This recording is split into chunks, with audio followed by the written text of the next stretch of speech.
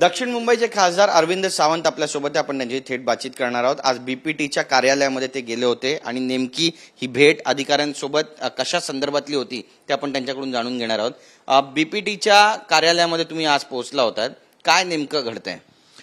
मुंबईच्या बीपीटीच्या जागेवर म्हणजे केंद्र सरकार खरं तर आपण जाणता की जवळजवळ 10,000 वरती झोपड्या आहेत तिथे। त्या झोपड्यांच्या संदर्भात मी लोकसभेत प्रश्न विचारला होता। त्यानंतर 2016 साली पाठपुरावा गेली 10 वर्ष सतत 11 वर्ष करतोय।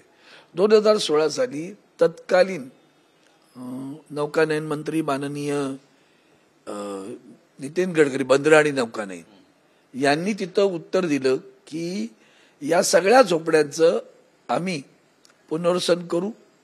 महाराष्ट्र सरकारच्या SRA कायद्यानुसार त्यांना जितकं घर, जेवढ्या क्षेत्राचं घर द्यायचंय ते घर देऊन आम्ही त्यांचा पुनर्विकास करू, हे आम्ही कॅबिनेटकडे घेऊन जातो आणि त्याच्या संदर्भात निर्णय त्यांना आश्वासित केलं गेलं। आता हे आश्वासन माननीय गडकरी देणं म्हणजेच केंद्र सरकारनं दिलं, पण केंद्र सरकारनं आजपर्यंत त्याच्यावर तसूभरही पाऊल पुढे सरकलं नाही। आता अचानक असं झालं की मुंबईचा जो शिवडीचा किल्ला आहे त्या किल्ल्याच्या जवळपासच्या भागात म्हणजे मुंबई पोर्टच्या जागेवर 100-150 झोपड्या आहेत, त्यांना निष्कासित करण्याची नोटीस दिली गेली। मी प्रयत्न केला, थांबला नाही, म्हणून मग माननीय उच्च न्यायालयात गेलो। उच्च न्यायालयानं सांगितलं की नाही, तुम्हाला हे खाली करावं लागेल, दरम्यान तुम्हाला मी 6 आठवड्याची मुभा देतो, 6 आठवड्यामध्ये आपण सर्वोच्च न्यायालयात जावं किंवा राज्य शासन किंवा केंद्र शासनाकडनं यांच्याबद्दलचा एक निर्णय घ्यायला लावा, म्हणजे ते त्यांना सुरक्षित करता येईल। प्रश्न असा आहे की एका बाजूला राज्य सरकार या झोपडपट्ट्यांना 2000 पूर्वीच्या सगळ्या झोपड्यांना नियमित करतंय। आता त्या नियमित झालेल्या आहेत, त्या ह्या तर 30-35 वर्षाच्या झोपड्या आहेत, नियमित झालेत, ते मतदार आहेत, त्यांच्याकडे वीज आहे, पाणी आहे, दिवा आहे, सगळं काय आहे। हे सगळ्या सोयी केल्यानंतर आज माननीय मंत्र्यांनी लोकसभेच्या सदनात त्यांना सुरक्षा प्रदान केल्यानंतर सुद्धा झोपड्या जर खाली करण्यात येतात तर ते बरोबर नाही।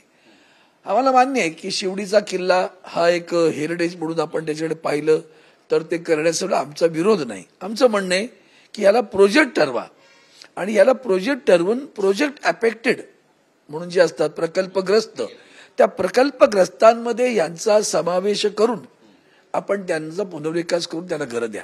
मग या संदर्भात आपण राज्य सरकारकडे बोला, MMRDA कडे बोला, ते न करता खाली करा। म्हणजे प्रभात लोढा यांनी पण तर भेट दिली होती त्या ठिकाणी, शिवडी बीपीटी या सगळ्या मंगल प्रभात लोढा ते भेटी देतात ना, पुढे काय करतात? मतदानापुरतं त्यांचा मतदारांशी संबंध असतो, मतदान झाली का ते तिकडे तुम्ही कुठ्याचा कुठे। आता मग त्यांना माहिती नाही का पालकमंत्री होते ते, तेव्हा का नाही केलं हे सगळं? मग राज्य सरकारच्या धोरणाच्या विरोधात आहे ना हे पुन्हा। मग राज्य सरकारनं सुद्धा तुम्ही ज्या झोपड्यांना नियमित केलं त्या झोपड्या पाडण्याचा अधिकार कोणाला दिला, कसं काय पाडू शकतात? मग राज्य सरकारनं सुद्धा याच्यामध्ये भूमिका घेतली पाहिजे, त्या स्लम डिक्लेअर केली पाहिजे, प्रोजेक्ट अफेक्टेड करून त्यांना त्या झोपड्यांना पुनर्वसन करून द्या, तर निश्चितपणे यातून तोडगा निघू शकतो। मी माननीय पंतप्रधानांना पत्र ते लिहिलीच आहेत अनेक, पुन्हा आज त्यांना स्मरणपत्र देणार आहे की आपण कृपया मुंबई बंदरावरचा या झोपड्यांच्या पुनर्विकासाचा प्रश्न ताबडतोब सोडवावा, अशी माझी त्यांना आपल्या माध्यमातून सुद्धा नम्र विनंती आहे। नक्कीच, पण पुढचं पाऊल नेमकं काय असणार? तुम्हाला वाटतं मागण्या पूर्ण होतील? मला असं वाटतं की निदान आम्ही सर्वोच्च न्यायालयात जाण्याचाही विचार करतो, पण ती पाळी आमच्यावर आणू नका। गोरगरिबांना सर्वोच्च न्यायालय नाही परवडत। माननीय पंतप्रधान आणि राज्य सरकार या दोन्ही आहे ना, तुम्ही डबल इंजिन तर म्हणता, मग निदान तेवढं तर करा। बरं, तुमच्या धोरणाच्या विरोधात आहे नाही। केंद्र सरकारचे आदरणीय पंतप्रधान काय म्हणतात? हर एक को पक्का घर देंगे। मग ते पक्क्या घरात तुम्ही त्याला रस्त्यावर आणताय, मग त्याला पक्का घर आहे, त्यांचं घर आहे, तर त्यांना घराच्या मध्यात घर द्या, प्रश्न मिटला, काही अडचण नाही ना।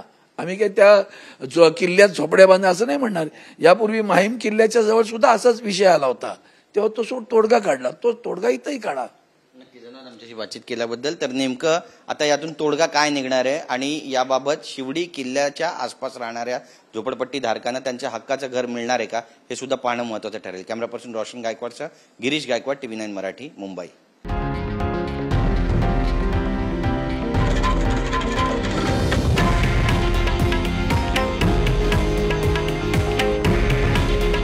हे आहे देशातील नंबर 1 न्यूज नेटवर्क आणि आपण पाहत आहात TV9 मराठी. काळजी तुमची, हित महाराष्ट्राचं.